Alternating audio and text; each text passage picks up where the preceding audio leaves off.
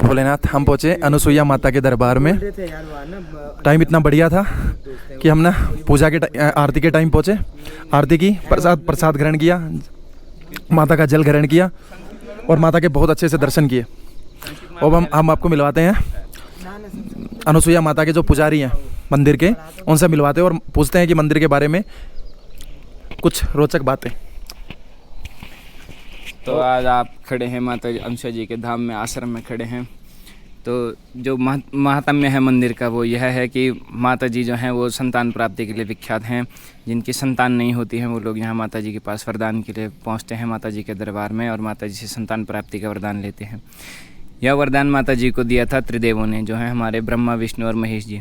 जी बाबा। ब्रह्मा, विष्णु, महेश जो हैं त्रिदेव हमारे, वो पूरी सृष्टि के रचयिता हैं। पूरी सृष्टि उन्होंने बनाई है, चला संचालन वही करते हैं सृष्टि का। तो जब माता जी का विवाह हुआ अत्रि ऋषि जी के साथ, तो माता जी यहाँ पर पहुँची। तो माता जी ने, ऋषि जी ने साधना शुरू करी, तो माता जी ने भी साधना शुरू कर दी। तो जब साधना करने लगी तो माता जी की जो तेज है, बल है, वो सबसे विश्व में, पूरे ब्रह्मांड में सबसे ज़्यादा हो चुका था। यह बात नारद जी ने पहुँचाई ब्रह्माणी, रुद्राणी और लक्ष्मी जी के पास, जो है हमारी त्रिदेवों की पत्नियाँ। जब उन तक बात पहुँची तो उनको भी लगा कि भाई हम त्रिदेव के अंश हैं, हमारे पतियों की पूरी सृष्टि है, हमारे पति देव चलाते हैं। तो उन्होंने अपने पतियों से बोला कि हमसे ज़्यादा तेज किसका हो सकता है, या हमसे ज़्यादा सतीत्व किसमें होगा, पतिव्रता कौन होगी। तो जो भी हैं उनके आप लोग जाइए, ऐसा करिए, परीक्षा लीजिए। तो त्रिदेव यहाँ पर पहुँचे माता जी के पास परीक्षा के लिए। तो साधु के रूप में आए माता जी के पास, साधु वेश धारण किया, माता जी के पास पहुँचे, बोला आप हमें भोजन करवाइए। तो जब माता जी ने भोजन के लिए आमंत्रित करा तो वो लोग भोजन करने बैठे। तो माता जी के सामने एक शर्त रखी, परीक्षा के तौर पर एक शर्त रखी कि भोजन आप हमें कराएंगे, लेकिन आपको हमें स्तनपान करवाना पड़ेगा। तो माता जी ने देखा भाई इतने बुजुर्ग हैं, साधु हैं, इनको कैसे मैं भोजन स्तनपान करवा सकती हूँ। तो माता जी ने अपने पति देव जी का स्मरण किया, ऋषि जी महाराज जी का स्मरण किया, और जैसे ही तीनों पर जल सिंचन किया और तीनों के तीनों ब्रह्मा, विष्णु, महेश यहाँ पर छोटे बालक बन गए। तो जब बालक बन गए, माता जी के पास रहे, माता जी ने भोजन करवाया। अब त्रिदेव सृष्टि से गायब हो गए, हाहाकार मच गया, कहाँ गए त्रिदेव, कैसे गए।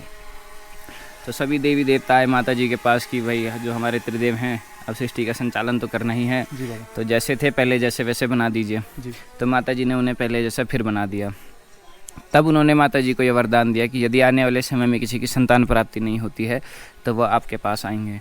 और जो माता जी हैं हमारी, वो हैं स्वप्नदर्शी। कई उत्तराखंड में ऐसे देवी देवता हैं जो प्रत्यक्ष इंसानों पर प्रकट होते हैं। उत्तराखंड में भी हैं, बाहर भी हैं, जो इंसानों पर अवतरित होते हैं, पर लेकिन माता जी किसी पर अवतरित नहीं होती है। माता जी हैं स्वप्नदर्शी जी, सपने में आती हैं, सपने में फल देती हैं, जो भी दर्शन देना होता है सपने में देती हैं। तो जो लोग संतान के लिए आते हैं, वर मांगने के लिए आते हैं यहाँ पर वरदान के लिए, वो लोग एक रात मंदिर में रुकते हैं, सोते हैं मंदिर के प्रांगण में, और उनको स्वप्न होता है तो उनको संतान प्राप्ति होती है। अच्छा, आरती कितने टाइम होती है बाबा? आरती 3 टाइम होती है। सुबह होती है एक श्रृंगार आरती 8:30 बजे करीब, भोग आरती होती है 11 बजे, और शाम को संध्या काल में जो आरती होती है वो 6:30 बजे। अच्छा, जो माता का जो गर्भगृह है अंदर वाला, उसमें मतलब आम आदमी का प्रवेश नहीं है? आम आदमी का प्रवेश नहीं है, मतलब केवल पुजारी जा सकते हो? एक पुजारी जो है, जो वर्ष जो बदलते रहते हैं। अच्छा। तो जो जिस वर्ष जो पुजारी रहेगा सिर्फ उसी। अच्छा, कमेटी है बाबा इसकी पूरी मंदिर की? मंदिर का ट्रस्ट है, 9 गाँव का मंदिर है, 8 गाँव का मंदिर है, तो उन सब जगह से, सब गाँव में से एक मतलब हर साल एक बंदा?